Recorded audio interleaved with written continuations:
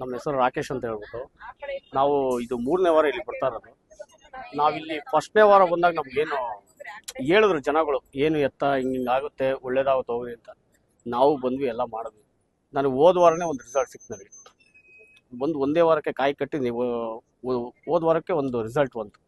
ಈ ವಾರ ಈಗಾಗಲೇ ಇನ್ನೂ ದೇವಸ್ಥಾನಕ್ಕೆ ಬಂದಿಲ್ಲ, ಇನ್ನೊಂದು ರಿಸಲ್ಟ್. ಅದಕ್ಕೆ ಅಂದರೆ ನಂದು government job, Raj Bhavan governor office, ಅದು ಒಳಗಡೆ ಇನ್ಕ್ಲೂಡಿಂಗ್ ಆಗಬೇಕು ಅಂತ ಹೇಳ್ಬಿಟ್ಟು ಇದು ಮಾಡಿ, ಅದು ಆಲ್ರೆಡಿ ಅದು ಸಕ್ಸಸ್ ಆಯಿತು ಬರೀ 2 ವೀಕ್ಗೆ.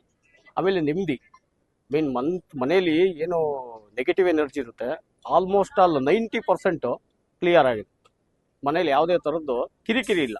ಇವಾಗ ಗಂಡ ಹೆಂಡ್ತಿಲಾಗಿರ್ಬೋದು, ಇಲ್ಲ ಮಕ್ಕಳಲ್ಲಾಗಿರ್ಬೋದು, ಇಲ್ಲ ಸಂಬಂಧಿಕರಲ್ಲಾಗಿರ್ಬೋದು, ಅದೆಲ್ಲ ಏನು ಅಂತಂದರೆ ಅಟ್ರಾಕ್ಟ್ ಆದಾಗ ನಮಗೆ ಮೈಂಡು ಫ್ರೆಶ್ ಆಗುತ್ತೆ. ಇಲ್ಲಿ ಬಂದು ನಾವು ನಮ್ಮ ಮನೆಗೆ ಹೋದರೆ, ಇಲ್ಲಿ ಬಂದು ಡೈರೆಕ್ಟ್ ನಮ್ಮ ಮನೆಗೆ ಹೋದರೆ, ಇಲ್ಲಿರೋದೆಲ್ಲ ದೇವರು ಪವರಲ್ಲಿ ಹೋಗಿ ಇದು ನೆಗೆಟಿವ್ ಎನರ್ಜಿ ಆಚೆ ಹೊರಟೋಗುತ್ತೆ. ತುಂಬ ಒಳ್ಳೆ ದೇವಸ್ಥಾನ. ಇಲ್ಲಿ ಬರೋರೆಲ್ಲ ತುಂಬ ಹರಕೆಗಳು ಕಟ್ಕೋತಾ ಇದ್ದಾರೆ. ಚೆನ್ನಾಗಿದೆ. ಜೀವನಕ್ಕೆ ಅದೇ ಹೇಳ್ತಾ ಇದ್ದೀನಲ್ಲ, ನಾನು ಏನು ಅನ್ಕೊಂಡು ಅದು ಸಕ್ಸಸ್ ಆಗಿದೆ. 1 ವೀಕ್ಗೆ ಸಕ್ಸಸ್ ಆಗಿದೆ. ಈ 2ನೇ ವೀಕಿಂದು ಸಕ್ಸಸ್ ಆಗಿದೆ. ಅದು ಮನಸ್ಸಿಗೆ ನೆಮ್ಮದಿ ಕೊಡೋಂಥ ಜಾಗ ಇದು. ಆದರೆ ನೀವು ಭಕ್ತಿಯಿಂದ ಕೇಳ್ಕೋಬೇಕು ರಾಯರನ್ನ.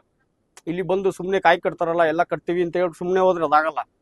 ಎಲ್ಲಾರು ಕಾಯಿ ಕಟ್ತಾರಲ್ಲಪ್ಪ, ನಾವು ಕಟ್ಟೋಣ, ಜನಗಳು ಇರ್ತಾರೆ, ಹೋಗಿ ನೋಡೋಣ ಅನ್ನೋದು ಬರಬಾರ್ದು. ಇಲ್ಲಿ ಬಂದ್ರೆ ಏನು ಅಂತಂದ್ರೆ ಮನ್ಸಲ್ಲಿ ಏನಿದೆ, ಕರೆಕ್ಟಾಗಿ ಮನ್ಸಲ್ಲಿ ಏನಿದೆ ಅದು ಅನ್ಕೊಂಬಂದ್ರೆ ಖಂಡಿತ ನೆರವೇರುತ್ತೆ. 100% ರಾಯರು ಕೈ ಬಿಡಲ್ಲ. ನಿಮ್ಗೆ ಹೇಳಿ